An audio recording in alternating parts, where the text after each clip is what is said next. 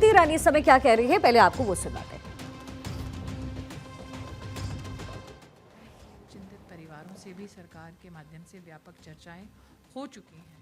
तो मुझे लगता है व्यापक चर्चा के बाद संशोधन प्रस्तुत हुए, फिर भी सरकार जानती है कि विपक्ष चाहता है कि उनके कुछ पॉइंट्स के ऊपर, मुद्दों के ऊपर चर्चा हो, तो जेपीसी का गठन सरकार ने किया है। मैम, आज हम लोगों ने देखा कि कुछ लोग इसका विरोध सिर्फ इसलिए कर रहे हैं कि उन्हें लगता है कि जो शक्तियां वक्फ बोर्ड की पहले थीं, सरकार उन शक्तियों को छीन रही है, जबकि मुस्लिम महिलाओं को आप लोग लगातार इसमें आगे कर रहे हैं। सऊद्दीन ओवैसी की अगर बात करें, हैदराबाद के अंदर जितनी भी वक्फ बोर्ड की ज़मीनें थीं, मैंने खुद इस पर स्टोरी किया, बहुत सारी ज़मीनों को बेच दिया गया। क्या इस वजह से भी इस तरीके की परेशानी हो रही है? मैं ये नहीं समझ रही विपक्ष क्यों कह रहा है कि बोर्ड की पावर को कर्टेल कर दिया। बोर्ड के पास देखिए, आप कोई भी धर्म के व्यक्ति हों, आपकी ज़मीन आपकी है या नहीं, इसकी पुष्टि कौन करेगा, इसको सर्टिफाई कौन करेगा? रेवेन्यू ऑफिसर करेगा। बिना उसके क्या आप अपनी जायदाद का इस्तेमाल कर सकते हैं? नहीं कर सकते। तो अगर भारत सरकार ये कह रही है कि जिसकी ज़मीन है उसको कायदे से रेवेन्यू ऑफिसर उसको सर्टिफाई कर दे और बोर्ड जो वक्फ की डीड है उसको रजिस्टर करे, तो ये गलत कहाँ है?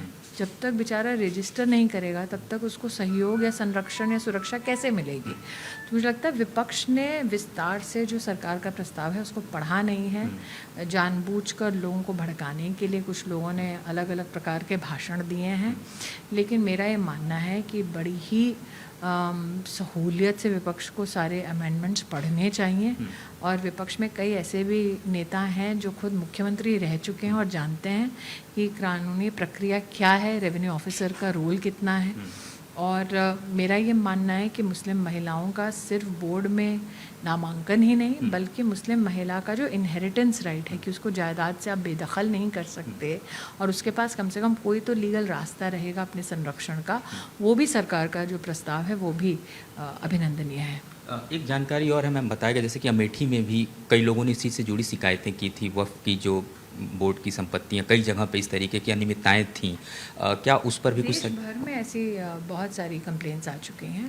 40,000 से ज़्यादा अगर आप स्टेट बोर्ड्स को और ट्राइब्यूनल्स को देखें तो ऐसी बहुत पेंडेंसी कंप्लेंट्स की रही है। आज जो प्रस्ताव हुआ है उसके अंतर्गत एक समय अवधि में न्याय देने की बात बोर्ड में कही गई है।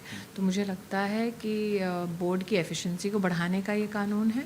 मुझे लगता है मुस्लिम गरीब को और विशेषतः महिलाओं को न्याय दिलाने का ये कानून है।